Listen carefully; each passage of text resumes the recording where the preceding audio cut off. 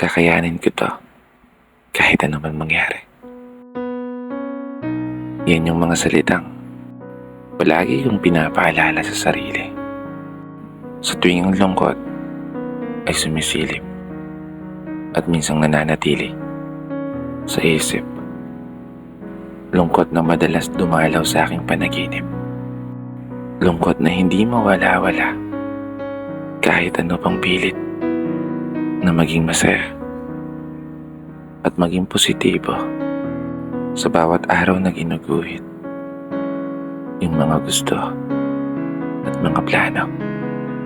Sa isang kwadernong aking inuukit ang lahat ng mga pangarap, kalaki pang hiling na sana biglang magbago ang ihip ng hangin at kusang tangayin pabalik yung mga bagay na dapat para sa akin.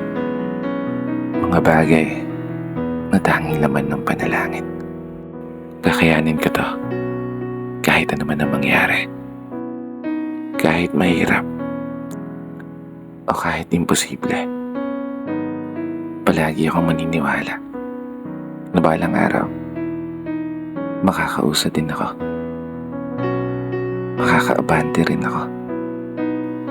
Palayo sa sitwasyon na kinalalagyan ko ngayon. Pangako yan.